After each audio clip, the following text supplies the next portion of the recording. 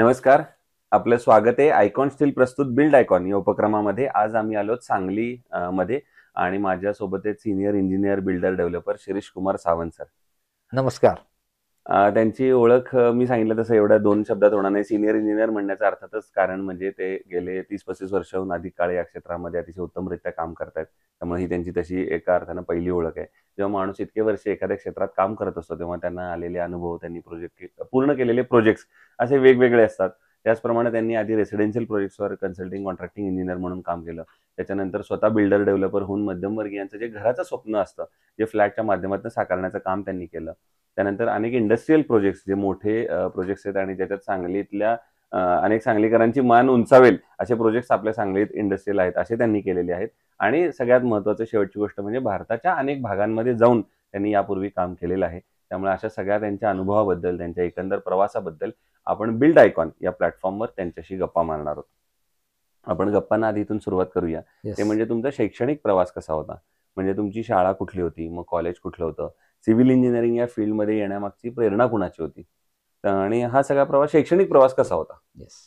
तर मी सर्वांचे अगोदर आभार मानतो, आयकॉन कंपनीचे आभार मानतो की आम्हाला इथं त्यांनी एक संधी दिलेली आहे सिव्हिल इंजिनिअरांना, की स्वतःचा प्रवास कसा आहे किंवा बिल्डिंग कन्स्ट्रक्शन म्हणजे नेमकं काय करावं लागतंय हे सांगण्यासाठी आम्हाला इथं आयकॉन स्टील मार्फत जे व्यासपीठ निर्माण करून दिलं त्याच्याबद्दल मी त्यांचे अतिशय आभारी आहो. तर मी शिरीष कुमार सावंत, माझं मूळ गाव आष्टा. तसं ते माझं खेडच होतं, पण आईवडील शिक्षक असल्यामुळं आमच्याकडं शैक्षणिकदृष्ट्या चांगलं काम चालत होतं घरी. तर मला शैक्षणिकदृष्ट्या मी टेक्निकलला 8वी 9वी 10वीला डिग्रजमध्ये शिक्षण घेतलं. 10वी मी त्यावेळी अगदी फर्स्ट आलो, तिथं केंद्रामध्ये फर्स्ट होतो. त्यानंतर वालचंदला मी ॲडमिशन डिग्रीसाठी घेतलं आणि डिग्री माझी 1990ला मी डिग्री झालो तिथं वालचंद कॉलेजमध्ये. तर तो प्रवास कसा, की त्यावेळेचा 90 सालच्या काळातल्या गोष्टी होत्या त्या, की अतिशय शिक्षणाला महत्त्व होतं फार. आणि आता काय झालंय, शिक्षण हे म्हणजे मी त्याविषयी बोलायला नको, शिक्षणाविषयी बाजार झालेला असं एवढंच मला म्हणायचं आहे. आणि त्यावेळेचं शिक्षण, आमचं बेसिक नॉलेज जे होतं ते आमचं अतिशय परफेक्ट दृष्ट्या झालं. त्याचा फायदा आम्हाला होतोय आणि त्या फायद्यानुसार आम्ही आमच्या पुढील पुढील पिढीला सुद्धा आम्ही त्याचा अनुभव आमच्या मुलांना किंवा आमच्या शेजारच्या मुलांना, विद्यार्थ्यांना आम्ही सांगत असतो. ओके. असा हा शैक्षणिक प्रवास तुमचा आजपर्यंत होता. आता याच्या पुढचा प्रवास मला आता उलगडायचा आहे. तो म्हणजे प्रत्येक सिव्हिल इंजिनिअरच्या आयुष्यात एक स्ट्रगल असतं. म्हणजे असं होतं की सिव्हिल इंजिनिअर पूर्ण झाल्यानंतर आपण कुठेतरी प्रॅक्टिस करतो, सर्व्हिस करतो. त्याच्यानंतर आपण पुन्हा आपल्या स्वतःच्या कन्सल्टन्सीला सुरुवात करतो. बरोबर. त्यामुळे 2 प्रश्न आहेत. एक म्हणजे तुम्ही कुठं प्रॅक्टिस सर्व्हिस केली, अनुभव कुठं घेतला, आणि त्यानंतर जेव्हा पहिली साईट पूर्ण केली तो अनुभव कसा होता? तुम्हाला कुणाच्या रेफरन्सनं पहिली साईट मिळाली? ती साईट पूर्ण करताना काही दडपण आलं का? तेव्हा काही चुका घडल्या का? हे सगळं आम्हाला ऐकायचं. काय सांगाल? तर ह्या प्रश्नाला उत्तर देताना मला अतिशय आनंद वाटतोय, की पहिलं काम ज्यावेळी मी प्रॅक्टिसला, ऍक्च्युली डिग्री झाल्यानंतर मी प्रॅक्टिसला पुण्यामध्ये गेलो. जवळजवळ 3-4 वर्ष मी प्रॅक्टिसमध्ये होतो. तर तिथं माणिकबाग वगैरे जो परिसर होता धायरीच्या साईडला, तिथली अपार्टमेंटमध्ये मी सुपरवायझर म्हणून काम केलं. तर ते जवळजवळ त्यावेळेचा अनुभव असा होता, की अनलिगली सुद्धा तिथं काम चालायचं. परंतु त्या छोट्या छोट्या कामातून मला चांगला अनुभव मिळाला. पण ते करत असताना मला गावाची ओढ होती नेहमी, की आपण हे सगळं आपल्या गावी करूया, आपल्या गावातल्या लोकांना आपल्या ज्ञानाचा फायदा होऊ दे. असं करत असताना माझे एक परम मित्र आहेत प्रवीण कदम म्हणून, ते माझ्यावर वालचंदला शिकायला होते. तर त्यांच्या बंगल्याचं काम निघालं 95 साली आणि त्यांनी मला म्हणले, की शिरीष तूच करायचंस म्हणून. आणि त्यांनी मला असं म्हणजे अतिशय प्रेमानं आणि अतिशय चांगल्या पद्धतीनं मला ते काम दिलं आणि मी तो पहिला प्रोजेक्ट माझा आयुष्यातला 95 साली मी चालू केला. 95 साली मी त्यांचं पहिलं काम केलं आणि ते करत असतानाचा अनुभव मला सरांनी विचारलाय. तर त्याच्यातली एक गमतीशीर गोष्ट अशी होती, की 7 फूट लेवलला आपल्याकडे त्यावेळी पद्धत होती, की पोर्च टाकायचा. 7 फूट लेवलला पोर्च टाकायचा, पोर्च कॉन्क्रीट करायचा, म्हणजे एंट्रन्सला थोडीशी लॉबी असावी म्हणून. तर ते करत असताना, लॉबी करत असताना आम्ही ते कॉन्क्रिटिंग केलं आणि साधारण तो उन्हाळ्याचा पिरियड होता आणि आम्ही कॉन्क्रीट करून आलो. संध्याकाळी जरा वेळ झाला आम्हाला याला. तर ते करत असताना मी त्यांना सांगितलं, की ह्या कॉन्क्रिटिंगला आपल्याला साधारण 22.5 पोती बॅग जातील म्हणून सांगितलं होतं मी. आणि ज्यावेळी त्या 22 पोती गेले कन्स्ट्रक्शनमध्ये, सिमेंटच्या बॅग, ते कॉन्ट्रॅक्टर आम्हाला विचारतात, साहेब किती पोत्याचं कॉन्क्रीट होईल? तर मी म्हणलं 22.5. त्यांना आश्चर्य वाटलं, की 22.5 का सांगायला लागलाय, 22 किंवा 25 किंवा 23 का सांगितलंय? तर ते त्यांना उत्सुकता होती. आणि नेमकं काय झालं, की 22 बॅग्स गेल्या आणि फिनिशिंगला काही ठिकाणी लेवल्समध्ये डिफरन्स होता. मी त्यांना जाऊन सांगितलं, की अजून अर्ध्या पत्त्याचा माल काढावा लागतो, तुम्हाला हे लेवल काढाय. मग त्यांनी सुद्धा जाऊन बघितलं, साहेब लेवल डिफरन्स आहे आणि करूया, आणि अर्धा पोतं आणखी गेलं आणि माझं 22.5 पोत्याला कॉन्क्रीट झालं. त्याचं मला समाधान त्यावेळी माझ्या मालकांना, माझ्या कॉन्ट्रॅक्टरना मला एवढं मिळालं की जे परफेक्शन असतंय ते इंजिनिअरिंग दृष्ट्या ते परफेक्शन असणं गरजेचं आहे. प्रत्येक गोष्ट मी आजपर्यंत कॅल्क्युलेटेड केलेली आहे आणि ते कॅल्क्युलेशन मी तुम्हाला या माध्यमातून सांगायची माझी इच्छा आहे. प्रत्येक इंजिनिअरनं कॅल्क्युलेटेडच काम केलं पाहिजे. आपल्या ग्राहकाला कॅल्क्युलेटेड तुम्ही जेवढं सांगाल तेवढं तुम्हाला काम मिळत जाईल. तुम्ही एखादी गोष्ट ग्राहकापासून लपवायला गेला तर तुम्ही शून्य आहात. जेवढं तुम्हाला तिची एखादी चूक जरी झाली तर ती तुमच्या ग्राहकाला कळली पाहिजे की माझ्याकडून ही चूक झालेली आहे आणि असं असं आपल्याला करावं लागतंय, आणि डिस्कशन मधून एखादं तुम्हाला सोल्युशन चांगलं निघू शकतंय. हा माझा नेहमीचा अनुभव आणि नेहमी माझी आचरण सुद्धा तेच आहे. त्याच्यानंतर त्या पोर्चचं काय झालं, तो पोर्च कॉन्क्रिटिंग करून आम्ही घरी आलो. संध्याकाळी 7-8 वाजता आम्ही जेवलो दोघं पण. मी तिथं ऍक्च्युली आष्ट्याचा मी पण कोल्हापूरमध्ये तिथं रूम घेतली होती मी भाड्यानं आणि तिथं राहून मी त्याचं काम करत होतो.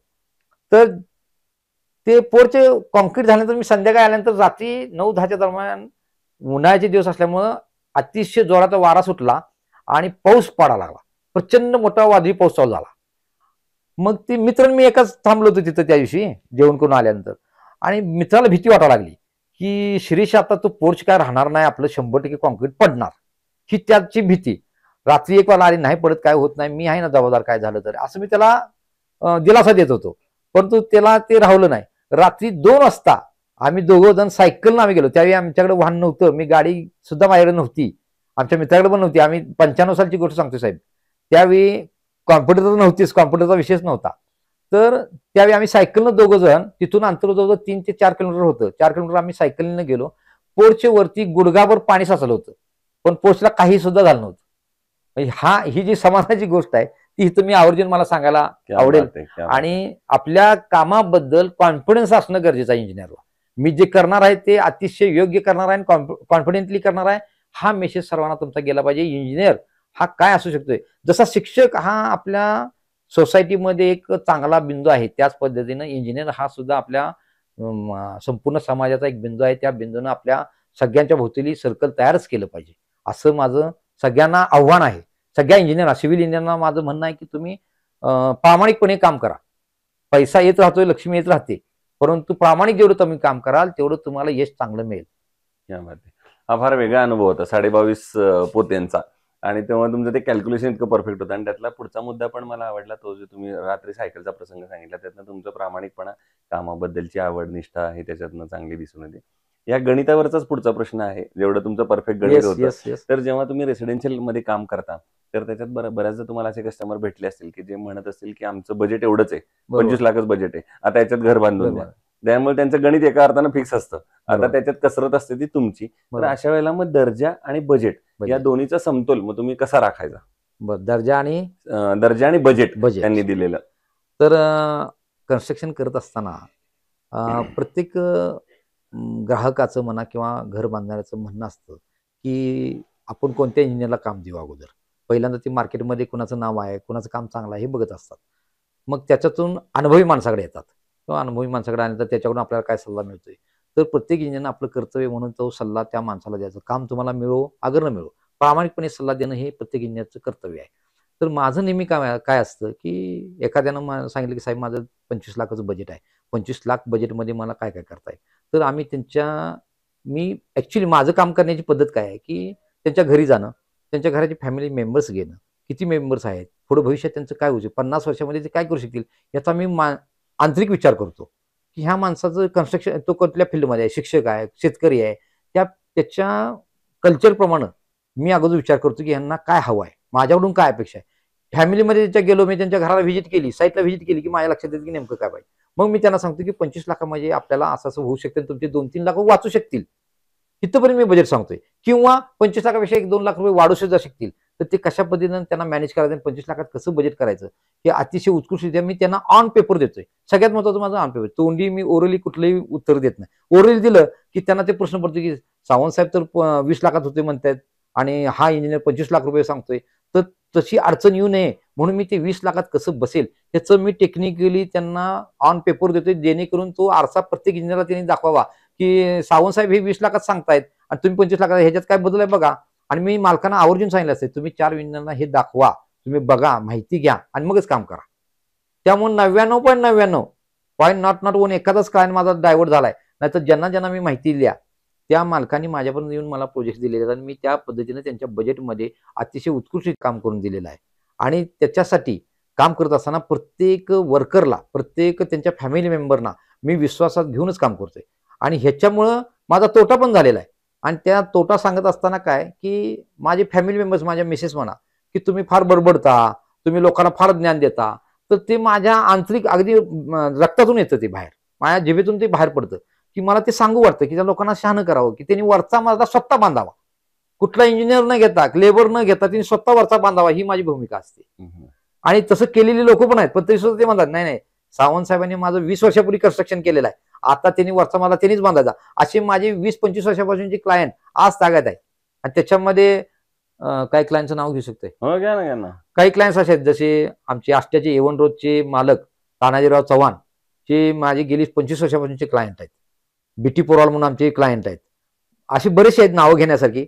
पण आबाजी चव्हाणचं मी नाव घेण्याचं उदाहरण म्हणजे, त्यांनी मला एक त्यांचा प्रोजेक्टही दिला होता पन्हाळ्याचा. तर तो पन्हाळ्याचा प्रोजेक्ट आमचे प्रकाश जाधव आर्किटेक्चरनी केला तो. आणि ते माझे भाऊजीच आहेत, त्यांच्याकडून तो करून घेतला. तर त्याच्यापासून 25 वर्षापासून त्यांची अत्तर फॅक्टरी सुद्धा मी केली. आज त्यांचा ज्यावेळी बंगलाचं काम आलं, त्यावेळी मला त्यांनी आवर्जून बोललं, की शिरीष तूच आता हा बंगला करायचा आहे म्हणून. तर हे अचिव्हमेंट जी असते ती 25 वर्षे 30 वर्षे चालू ठेवावी लागते. क्लायंट नाराज झाला तुमचा, की तुमच्याकडे परत फिरकणार नाही. आज आणखी दुसरं उदाहरण त्यांच्यातलंच आहे. त्यांच्या भावाचं एक स्विमिंग टँकचं काम होतं. ते सुद्धा माझं जे कॅल्क्युलेशन कसं असतं परफेक्ट हे सांगायसाठी सांगू काय सर? नक्की. परफेक्शन काय कॅल्क्युलेशनचं, की त्यांनी मला 2-3 दिवस झालं सांगितलं होतं. आता ह्या 4 दिवसातलीच कथा आहे साहेब. आप्पासाहेब चव्हाण म्हणून त्यांचे भाऊ आहेत, त्यांचं स्विमिंग टँकचं काम माझ्याकडे आहे. तर त्यांनी मला काय सांगितलं, की शिरीष ह्याचा खर्च किती येईल. आम्ही प्राथमिक जरा मेजरमेंट बघितली आणि मेजरमेंट प्रमाणे ह्याचा किती खर्च येईल असं 2-3 वेळा त्यांनी विचारलं होती. मी त्या दिवशी अंदाजे त्यांना म्हणलं कन्स्ट्रक्शन कॉस्ट जी आहे ह्याची, ती मी एक तासाभरात त्यांना आपलं बोलता म्हणलं, की साधारण मी आप्पा काढलेला आहे 16,80,000च्या आसपास जातंय, असं मी त्यांना बोललो. म्हणजे ही माझं फक्त माझ्या मनातली कॅल्क्युलेशन आहेत बरं का. त्याच्यानंतर मी आज सकाळी आता तिथून कॉम्प्युटरनं उठूनच मी आलेला इथं इंटरव्ह्यूला. हा इंटरव्ह्यू चालू होण्यापूर्वी मी कॉम्प्युटरला होतो. ज्यावेळी ते एस्टिमेटिंग मी परफेक्ट केलं प्रत्येक मेजरमेंटला, साहेब तुम्हाला आता मी माझ्याकडे पीडीएफ फाईल सुद्धा आहे मोबाईलमध्ये, 16,70,000 रुपये कॉस्टिंग आलं साहेब. क्या बात आहे. म्हणजे मी परफेक्शन करत असताना मी फक्त 10,000चा फरक पडला. आणि ते आप्पासाहेबांना मी आता सांगितलं सुद्धा मगाशी आप्पासाहेब चव्हाणांना, की मी तुम्हाला सांगितलं 16,80 आणि जेव्हा मी कॉम्प्युटरला बसून ते काम केलं, ते 16,70,000 आलं. तर ते कशा पद्धतीने आलं हे त्यांना मी पटवून देणार आहे. वा. त्यामुळे तुमचं गणित असं परफेक्ट आहे पहिल्यापासून. आणखीन एक प्रश्न म्हणजे, तुम्ही इंडस्ट्रियल याच्यावर पण बरेच कामं केली, तर त्यातला एक जो महत्वाचा इंडस्ट्री उभारण्यामध्ये तुमचा वाटा आहे, तर तो अनुभव सगळा कसा होता, तो काय सांगाल? ही कामं करत असताना कन्स्ट्रक्शनमध्ये एक मध्यंतरी भयंकर मोठा स्लॅक होता. IT सेक्शन्स येण्यापूर्वी 90 पासून 95 पासून मी या फील्डमध्ये आहे. 2001-2002 पर्यंत ना मार्केटमध्ये अतिशय शिथिलता होती सिव्हिल कन्स्ट्रक्शनला. आणि त्यावेळी आमच्याकडे छोटे छोटे प्रोजेक्ट असे बंगल्यांचे. ते बंगले त्यावेळी 3 लाख, 4 लाख, 5 लाख, 10 लाखापर्यंत ते संपायचे. आता त्याच बंगल्यांना 25 लाख, 50 लाखापर्यंत कॉस्टिंग गेलेलं आहे. मग त्या फील्डमध्ये काम करताना आर्थिक आम्हाला ओढाताण व्हायची, की 3% फी, 4% फी, याच्यातून आम्हाला ते होत असताना मी विचार केला, की आपण एखादं इंडस्ट्रियल कन्स्ट्रक्शनमध्ये आपण काम केलं पाहिजे, कुठेतरी नोकरीच केली पाहिजे आता, अशी माझी भावना व्हायला लागली. कारण काम करत असताना आर्थिक नियोजन कोलमडायला लागलं.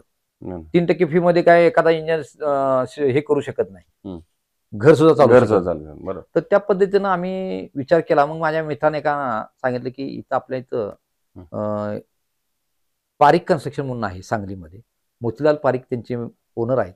त्यांच्याकडं काही इंजिनियर्स भरणार आहेत, आणि तू जातोस का बघ, नेहमी म्हणतोस नोकरी करतो. तर मी म्हणलं जातोच. मग घरी पण चर्चा केली, म्हणलं इंटरव्ह्यूला जाऊया. आणि 95 सालानंतर मी पहिल्यांदा त्या 2008 सालीचा तो प्रोजेक्ट, म्हणजे जवळजवळ 8-13 वर्षानंतर परत मी जॉबसाठी, कन्स्ट्रक्शन माझी बाहेर चालू होती, जवळ 8-9 प्रोजेक्ट माझे छोटे छोटे बंगले चालू होते, तरी सुद्धा मी तिथं इंटरव्ह्यूला गेलो आणि माझं तिथं असिस्टंट मॅनेजर म्हणून तिथं सिलेक्शन झालं. असिस्टंट मॅनेजर झाल्यानंतर मी, आणि ती इंडस्ट्रीचा प्रोजेक्ट होता बॉम्बे रेयांचा, पेटनाक्याचा. मग मी तिथं गेलो आणि योगायोगानं 1 महिन्यामध्येच माझ्याकडं जबाबदारी आली प्रोजेक्ट मॅनेजरची. कारण तिथले प्रोजेक्ट मॅनेजर वेळेवरती न हजर झाल्यामुळे मोतीलाल पारिक साहेबांनी निर्णय घेतला, की सावंत तुमचं ह्या महिन्यात 1.5 महिन्यात मी काम बघतोय आणि तुम्ही प्रोजेक्ट मॅनेजर ह्या पोस्टसाठी अतिशय परफेक्ट आहात आणि तुम्ही ती जबाबदारी पेलावी. आणि त्या पद्धतीनं मी ते पेलून 2008 ते 2011 अतिशय सुंदररित्या बॉम्बे रेयांचा पेट नाक्यावरचा प्रोजेक्ट, जवळजवळ 90 कोटीचा प्रोजेक्ट मी त्यावेळी हँडल केला. तो करत असताना त्याच्यामध्ये माझं सिव्हिल मधलं ज्ञान जे होतं रेसिडेन्शियल मधलं, हं. परंतु मी इंडस्ट्रीमध्ये जात असताना मला काही अपमान पण सहन करावं लागले. हं. तरी सुद्धा मी तिथं अगदी स्तंभासारखं रेटून राहून काम केलं. 2-3 महिन्यातच सगळ्यांच्या लक्षात आलं, की हा सावंत करू शकतोय. 28 इंजिनियर्स आणि जवळ-जवळ 600 ते 700 लेबर्स घेऊन तो प्रोजेक्ट मी 2011 मध्ये कंप्लीट करून दिला. क्या बात है! क्या बात आणि त्याचबरोबर इंडस्ट्रीचं पुढचं सांगू है! शकतो. हं, हं. त्याचबरोबर त्याच्यानंतर मला काही इंडस्ट्रियल प्रोजेक्ट्स मिळाले. मी उत्तराखंडमध्ये Hindustan zinc limited, stream capacitor यांचे प्रोजेक्ट्स करून दिले. दिल्लीमध्ये मी 2-3 प्रोजेक्ट्स केले. ते संपूर्ण श्रेय जातं ते मोतीलाल पारिक साहेब पारिक कन्स्ट्रक्शनच्या ओनरना जातं. त्यांना हे श्रेय मी इंडस्ट्रियल मधला माझा जो टर्निंग पॉईंट आहे, तो फक्त मोतीलाल पारिक साहेबांना मी त्याचं श्रेय देऊ शकतो. बरोबर. आता ज्या इंडस्ट्रीबद्दल आपण बोलतोय इंडस्ट्रियल डेव्हलपमेंटवर, त्याच्यावरचाच हा पुढचा प्रश्न आहे. तो म्हणजे सांगली जिल्ह्याच्या विकासाचं व्हिजन एक इंजिनियर म्हणून जर तुम्हाला विचारलं, बिल्डर डेव्हलपर म्हणून विचारलं, तर सांगलीचा सर्वांगीण विकास जर पुढच्या 15-20 वर्षात आपल्याला साधायचा असेल, तर कुठल्या क्षेत्रावर आता जास्त काम करायला लागेल किंवा पाहिजे असं तुम्हाला वाटतं? तसं बघितलं तर सांगली जिल्हा आमचा हा शेतीप्रधानच जिल्हा आहे. हं. शेतीप्रधान जिल्ह्यामध्ये लोकांना भौतिक सुखाकडं जो ओढा लागलेला आहे आता यायचा, तो ओढा थांबवून, की आपण नैसर्गिकरित्या काही कन्स्ट्रक्शन करता येतात का बघून, आपण त्या दृष्टीनं जर पावलं टाकली, हं. तर पर्यावरणपूरक आपल्याला ते खूप महत्वाचं आहे. जी शहरं मी आता पुणे, मुंबई किंवा दिल्ली बघतोय, जिथं प्रदूषण भयंकर मोठं आहे, तर तसं आपल्या सांगलीमध्ये प्रदूषणाचा अभाव आहे आणि अतिशय सगळ्यात स्वच्छ हवा म्हणून आपल्याला जागतिक लेव्हलला सुद्धा सांगली जिल्ह्याचं नाव घेतलं जातं, की सगळ्यात स्वच्छ हवा म्हणून हो. सांगलीचं नाव घेतलं जातंय. तर तेच आपल्याला नेहमी प्रमाण ठेवण्यासाठी सगळ्यांनी आपल्या इंजिनियर्सनी किंवा इंडस्ट्रियलवाल्यांनी की जास्तीत जास्त पोल्युशन टाळण्यासाठी काम केलं पाहिजे. तर सांगली आपली स्वच्छ सांगली राहील, हे माझं पहिलं काम राहील. त्याचबरोबर विकासासाठी काय केलं पाहिजे, की इथले जे राजकीय लोक आहेत, राजकीय लोकांची इच्छा, आकांक्षा ह्या त्यांनी आपल्या ब्रॉड माइंडनं घेऊन संपूर्ण जिल्हा माझा आहे असं समजून काम केलं पाहिजे. ते फक्त एकाच पॉईंटवरती फोकस न करता टोटल जिल्हा माझा आहे असा विचार करून जर त्यांनी काम केलं, तर निश्चितपणे सांगली जिल्हा आपल्या महाराष्ट्रामध्ये 1 नंबर जिल्हा व्हायला वेळ लागणार नाही. क्या बात है! पण मग हे सगळं करताना जसं तुम्ही म्हटला, की पर्यावरणाचा समतोल जर राखायचा असेल, तर मग यात पावलं ही लोकांनी उचलली पाहिजेत का शासनानं काही पावलं उचलली पाहिजेत? बरोबर. तर सगळ्यात महत्त्वाचा त्यांनी प्रश्न चांगला विचारला आता, की लोकसहभाग असल्याशिवाय कुठलंही पर्यावरणपूरक काम होत नाही. हं. त्यामुळे लोकसहभाग असणं गरजेचं आहे. त्याच्यामध्ये आमच्या आभाळ माया म्हणून जी एक संघटना आहे, हिरवळ म्हणून एक लेडीज ग्रुप आहे. डॉक्टर्स आणि इंजिनियर्स तिथं हिरवळ ग्रुपसाठी फक्त लेडीज आहेत. त्या सुद्धा सांगलीसाठी काम करतायत, की हिरवळ ग्रुपमध्ये त्यांनी घरोघरी जाऊन लोकांना सांगितलेलं आहे. काही फंक्शन्स घेतलेले आहेत. ते नेहमी त्यांचं प्रदर्शन सुद्धा भरवतात, एक्झिबिशन. आभाळ मायाच्या मार्फत आपले आर्किटेक्चर सांगलीचे प्रख्यात आर्किटेक्चर सगळ्यांना माहीत असतील, प्रमोद चौगले सर हो. यांनी आभाळ मायाच्या माध्यमातून अतिशय सांगली जिल्ह्यात नव्हे महाराष्ट्राच्या लेवलला त्यांनी काम केलेलं आहे आणि त्यांच्या अंडर मीही काम करतोय आणि त्यांच्याच आम्ही मार्गदर्शनाखाली आष्ट्यामध्ये हुतात्मा स्मारक जे आहे ते सुद्धा आम्ही तिथं डेव्हलप केलं. गार्डन अतिशय उत्कृष्टरित्या गार्डन आम्ही तिथल्या आष्टा इंडस्ट्रीजनं आमच्या तयार केली आहे. आष्टा इंडस्ट्रीला मी संस्थापक सदस्य म्हणून काम करतोय आणि त्याचा पूर्ण अध्यक्ष आणि कार्याध्यक्ष म्हणून सुद्धा काम करतोय. तिथले जवळजवळ आमचे 40-50 मेंबर्स पर्यावरणपूरक काय करता येईल ह्या दृष्टीने आम्ही काम करतो असतो आष्ट्यामध्ये सुद्धा. अरे वाह! सांगलीमध्ये वैयक्तिक करायचं झालं तर त्यासाठी इंडस्ट्रियल लोकांनी आणि बाकीच्या सर्वांनी सहभाग घेऊन शासकीय लेवलला म्हणलात तर शासकीय लेवलची लोक काम करायला तयार आहेत. त्यांना सपोर्ट करणारे लोक नाहीत. उलट शासकीय लोक खूप काम करायला तयार आहेत. त्यांना रविवारी सुट्टी असते, ते आमच्याकडे येतात, आम्हाला म्हणतात साहेब असं करूया तसं करूया, आम्ही त्यांना मदत करत असतोय आणि लोकांनी तिथपर्यंत सहभाग घेतला तर निश्चित सांगलीमध्ये आपल्याला पर्यावरणपूरक भरपूर काम करता येण्यासारखं आहे. त्याचबरोबर आपल्या सांगलीला पुराचा फार मोठा धोका आहे. तर पुराचा धोका टाळण्यासाठी आपले इथले नामदार साहेब जयंत पाटील साहेब यांनी भरपूर चांगल्या पद्धतीने काम करून पुराचा धोका टाळण्यासाठी पूर नियंत्रण त्यांनी अतिशय उत्कृष्टरित्या सांभाळल्यामुळे मागील वर्षी अजिबात पूर आलेला नाही. ह्या वर्षी आता काय होते बघूया, कारण आलमट्टीची जर उंची वाढवली तर पुराचा धोका आणखी आपल्याला होण्याची शक्यता आहे म्हणून पेपरला रोज मी वाचतोय. तर ते होऊ नये म्हणून शासन दरबारी त्यांनी काम करावं आणि सांगलीवरचा तो धोका तेवढा टाळावा ही माझी ह्या माध्यमातून सर्वांना विनंती. पुढचा प्रश्न असा आहे, आता तो थोडा अवघड आहे तुमच्यासाठी, कारण इतके वर्ष काम केल्यानंतर 30-35 वर्षांमध्ये जर तुमचा जर एकच प्रोजेक्ट मी असा विचारला, की जो तुमचा आयकॉनिक प्रोजेक्ट असेल, ज्या प्रोजेक्टमुळे तुम्हाला नाव मिळाले, ओळख मिळाली, जो प्रोजेक्ट करताना तुम्हाला आनंद समाधान जास्त वाटलं, तर असा एकच प्रोजेक्ट कुठला निवडायचा असेल तर तो कुठला निवडाल? मग तो इंडस्ट्रियल निवडूया का? तो तुम्ही ठरवायचा की जो तुम्ही, म्हणूनच मी सांगितलं आधी अवघड प्रश्न आहे मला तुमच्यासाठी. अवघड आहे, त्यामुळे ऑप्शन मी तुम्हाला दोनच देतो. होय, दोन्ही सांगा प्रोजेक्ट. दोन्ही प्रोजेक्ट चांगले पाहिजेत. की एक तर पहिला प्रोजेक्ट माझा असणार आहे तो माझं पहिलं काम प्रवीण कदमचं. ओके. हा माझा पहिला प्रोजेक्ट असणार आहे की ज्याच्यातून मी अजून काही नवीन टप्पे शिकलो. हे माझा पहिला प्रोजेक्ट राहिला. तो माझा नेहमीच अभिमानाची गोष्ट आहे माझी ती. त्याच्यानंतर मी जे सगळ्यात मोठा प्रोजेक्ट म्हणला तर बॉम्बे मी इंडस्ट्रियल कन्स्ट्रक्शन केलेला. हा फार मोठा प्रोजेक्ट माझ्या हातून झाला आणि ते माझं भाग्य आहे. तो माइलस्टोन आहे माझ्या आयुष्यातला आणि माझा टर्निंग पॉईंट आहे. त्यामुळे तो एक इंडस्ट्रियल मधला कन्स्ट्रक्शनचा. आणि आता माझा रेसिडेन्शियलचा जो प्रोजेक्ट चालू आहे इचलकरंजीमध्ये मथुरा कॉम्प्लेक्स म्हणून माझा फार मोठा 1.5 लाख चौरस फुटाचा माझा बिल्डर डेव्हलपर म्हणून तो प्रोजेक्ट चालू आहे. आणि तो पण अतिशय प्रीमियम क्वालिटीचा आम्ही तो प्रोजेक्ट सादर केलेला आहे. आणि त्याच्यासाठी सगळ्यात महत्वाचं तुम्हाला साहेब सांगायला आवडेल मला की टोटल आम्ही आयकॉन स्टील पलूसमधून पर्वती स्टीलमधून आम्ही आयकॉन स्टील 130 टनाची आतापर्यंत तिथं आम्ही युज केलेला आहे. क्या बात आहे. तुम्हाला पर्वती स्टील वाले सांगतील. होय होय. दुसरा मग त्यातलाच एक पुढचा प्रश्न असा आहे की कन्स्ट्रक्शन मध्ये जेव्हा स्टील निवडायची वेळ येते तेव्हा तुम्ही काय त्याचे पॅरामीटर बघता किंवा काय गुणवैशिष्ट्य बघता आणि मग ठरवता की हे स्टील चांगलं आहे, हे वापरलं पाहिजे? बरोबर. पहिल्यांदा काय होतं की स्टील यूज करत असताना आम्ही टेक्निकल पॉईंट बघतच नव्हतो पूर्वी. आता बघायची वेळ आली कारण आम्हाला मीडिया मार्फत ते मिळायला लागलं. कंपन्या आम्हाला ते प्रोव्हाइड करायला लागली की स्टील मध्ये असं असू शकते, असं असू शकते. पूर्वी काय करायचं, मार्केटमध्ये ज्याचं मार्केटिंग असायचं ते आम्ही स्टील वापरायचो. समजा उदाहरणार्थ राजुरी स्टील आहे तर राजुरी स्टील आम्ही वापरायचो कारण राजुरीचं मार्केटिंग भरपूर असायचं. बाकीच्या स्टील कंपन्या लोकांना माहितच नसायच्या. लोकच म्हणायचे अहो साहेब राजुरी वापरा. म्हणजे इंजिनियर तिथं ऑप्शन द्यायचंच नाही, राजुरीला ऑप्शन आहे म्हणून सांगायचंच नाही. त्याच्या अगोदर आमच्याकडे ते हे कुठलं सिंधू काय ते ऍक्सिस होतं. 2-3 कंपन्या चांगल्या होत्या त्याच्या अगोदर, म्हणजे राजुरी पूर्वीच्या कंपन्या होत्या. ते नाव एक माझ्या लक्षात नव्हते. ते खूप वापरायचो आम्ही. तर त्या कंपन्या अशा बऱ्याचशा यायच्या. पण त्याच्यामध्ये टेक्निकल पॉईंट ऑफ बघायचा वेळ कधी आली 2005 नंतर आम्ही जास्त तिकडे सगळेच इंजिनियर बघायला लागले. याच्यापूर्वी कोण बघत नव्हतं कारण कंपन्या आमच्या सेमिनार घ्यायला लागली, टेक्निकल माहिती आम्हाला द्यायला लागली आणि ती माहिती आम्ही ग्राहकांपर्यंत पोहोचवायचं काम आम्ही केलेलं आहे. जेवढं आम्हाला कंपनीनं दिलेलं आहे प्रोव्हाइड तेवढं आम्ही खाली सांगितलेलं आहे. तुम्ही राजुरी वापरली तर असं आहे, अशी आहे. प्रत्येक आयकॉन स्टील असं आहे, टाटा स्टील असं आहे. प्रत्येक कंपन्यांचं आम्ही कंपॅरिझन करून आणि त्या मालकाचं बजेट बघून आम्ही त्यांना सजेशन देणार.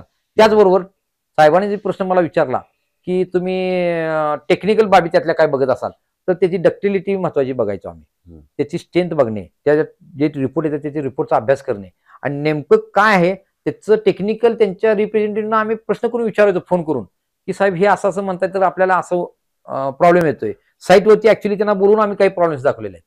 समजा आपण उदाहरणार्थ आपण कॉलमची आपण स्टिरप्स जे बांधतो त्यावेळी त्या स्टिरपला जो बेंड होतो त्या बेंडच्या वरती क्रॅक्स येतात. तर ते क्रॅक्स येऊन म्हणजे हार्डनेस जो तुमचा स्टीलचा असतो तो कमी करा.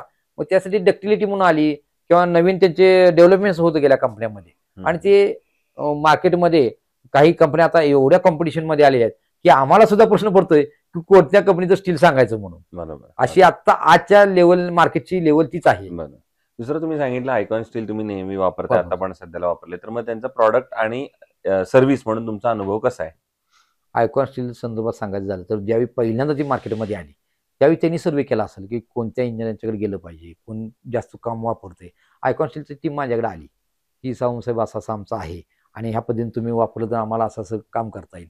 मग त्यांना मी डीलरची नावं शोधून दिली की तुम्ही ह्या लोकांच्याकडे स्टील ठेवा, ह्या लोकांचं मार्केटमध्ये नाव आहे, तुम्ही तिथं त्यांना ऑप्शन द्या, तुमच्या कंपनीचे काय असतील ते रूल्स अँड रेग्युलेशन प्रमाणे ते वापरायला सांगा, आम्ही आयकॉन स्टील घ्यायला तयार आहे. मग आयकॉनचं स्टील आम्ही घ्यायला चालू केलं. परंतु आयकॉनचं स्टील घेण्यासाठी मी काय केलं, मी स्वतः सावंत इंजिनियरनं की त्यांचे रिपोर्ट्स वाचले.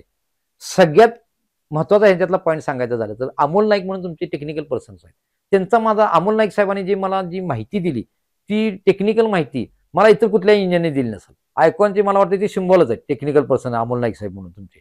तर त्यांची माझी नेहमी चर्चा होते, क्रॉस चेकिंग होतं नेहमी. तर डक्टिलिटी आणि स्ट्रेंथ देणारी भारतातली ही एकमेव कंपनी आहे आयकॉन स्टील. ही दुसरी कुठली कंपनी भारतामध्ये एकमेव स्टील आहे डक्टिलिटी आणि स्ट्रेंथ याच्यावरती फोकस करणारी आणि डक्टिलिटी स्ट्रेंथ एकत्र कॉम्बिनेशन देणारी एकमेव कंपनी आयकॉन स्टील आहे. बरोबर. बाकीच्या कंपन्यांचं मी नावच घेणार नाही तिथं. आणि आता अगदी शेवटचा प्रश्न ते म्हणजे इतक्या वर्षाच्या अनुभवानंतर प्रवासानंतर आता बिल्डर डेव्हलपर म्हणून पण तुम्ही कारकीर्द चालू ठेवली. या क्षेत्रात जी तरुण मुलं येत आहेत, जी पुढची पिढी येते, त्यांना तुम्ही एक यशाचा गुरुमंत्र, यशाची गुरु किल्ली म्हणून काय सल्ला द्याल? म्हणजे मला ज्या विषयावर बोलायचं होतं तो सगळ्यात शेवटी प्रश्न खरोखर त्यांनी घेतला. तरुण पिढी जी म्हणायला लागली सर, तर माझ्या अंडर ज्यावेळी 28 इंजिनियर्स होते बॉम्बेरियानमध्ये, हं. त्यातले प्रत्येक इंजिनियर्सना मी ज्या पद्धतीनं गाईड केलं, ते काही डिप्लोमा असायचे, कोण डिग्री असायचं, त्या लोकांना मी गाईड करून आज ते त्यांच्या मार्केटमध्ये 1-1 लाख 2-2 लाख पगार घेऊन स्टेबल झाले आहेत. आणि त्यांचं गुरु म्हणून मी काम केलंय. म्हणजे स्वतःला गुरु म्हणणं चुकीचं आहे, परंतु त्यांना ते सांगतील तुम्हाला कधी योगायोगाने भेट झाली तर, बरोबर. की आम्हाला कोणी शिकवलं तर. होय, होय. तर तरुणांना जर द्यायचं असेल तर सगळ्यात महत्वाचा तरुण माझ्यासमोर आहे तो माझा मुलगा. हो. तो याला मी इंडस्ट्रियल कन्स्ट्रक्शनसाठी मी मुद्दामून सिव्हिल इंजिनिअरिंगला घातले. इंडस्ट्रियल कन्स्ट्रक्शन मध्ये आपल्याला कसा वाव आहे हे मी माझ्या मुलाबरोबर इतर सुद्धा मार्केटमधल्या मुलांना मी तरुणांना सांगत असतो की इंडस्ट्रियल कन्स्ट्रक्शन मध्ये फार मोठी पोकळी आहे आणि ती पोकळी अचीव्ह करायची असेल, टेक्निकल काम करायचं असेल आणि तुम्हाला स्वतःच सॅटिस्फॅक्शन मिळवायचं असेल तर इंडस्ट्रियल कन्स्ट्रक्शन मध्ये उतरा आणि त्याच्यामध्ये तुम्ही टेक्निकल काम चांगलं करू शकाल. आणि त्याचबरोबर तुमची सामाजिक बांधिलकी म्हणून तुम्ही त्या नॉलेजचा वापर तुम्ही आपल्या खालच्या आपल्या ज्या मध्यमवर्गीय लोकांना तुमच्या ज्ञानाचा फायदा होऊन कमीत कमी खर्चामध्ये इकॉनॉमिकल कन्स्ट्रक्शन मध्ये तुम्ही ते त्यांना घडावं ही माझी सगळ्यांना कळकळीची विनंती. आपलं कर्तव्य आहे. भारताच्या विकासासाठी इंजिनियरांचा फार मोठा वाटा आहे. तर त्या वाट्यामध्ये आपल्या सिव्हिल इंजिनियरांचा सगळ्यांना श्रेय द्यायचं जातं, पण त्यांनी फक्त पैशाकडे न बघता आपलं कर्तव्य काय हे तरुणांनी सगळ्यांनी बघितलं पाहिजे. फक्त पैशाच्या मागे जाऊ नका, कन्स्ट्रक्शन करत राहा, तुम्हाला पैसा आपोआप मिळेल. ही सर्वांना माझी विनंती. सो हे होते engineer, builder, developer Shirish Kumar Sawant sir आणि त्यांनी सांगितलं त्याप्रमाणे एक इंजिनियर म्हणून, एक बिल्डर डेव्हलपर म्हणून जरी भिंती बांधणे हे आपलं काम असलं तरी सामाजिक बांधिलकी ही त्याच्यापेक्षा महत्वाची आहे, ती सुद्धा तुम्ही बांधायची आहे एका अर्थानं. हे पहिली गोष्ट. आणि सिव्हिल इंजिनिअरिंग इतकं व्हास्ट फील्ड आहे, म्हणजे त्याच्यात फक्त रेसिडेन्शियल घरं बांधणे, बंगलो बांधणे एवढंच काम येत नाही, तर रेसिडेन्शियल, कमर्शियल, इंडस्ट्रियल, इन्स्टिट्यूशनल अशा अनेक प्रकार आहेत त्याच्यामध्ये. गव्हर्नमेंटचे प्रोजेक्ट त्याच्यात तुम्ही कराल म्हणजे समुद्रा एवढं काम सिव्हिल इंजिनिअरिंग या फील्डमध्ये आहे. त्यातलं एक फील्ड निवडा, प्रामाणिकपणे कष्ट कराल, तुम्ही नक्की यशस्वी व्हाल. तर पुन्हा एकदा आपले मनापासून आभार की तुम्ही बोललात. आणि भविष्यात सुद्धा असेच आयकॉनिक प्रोजेक्ट तुमच्या हातून निर्माण व्हावेत याच आयकॉन स्टील तर्फे शुभेच्छा. Thank you very much. सर्वांचे आभार.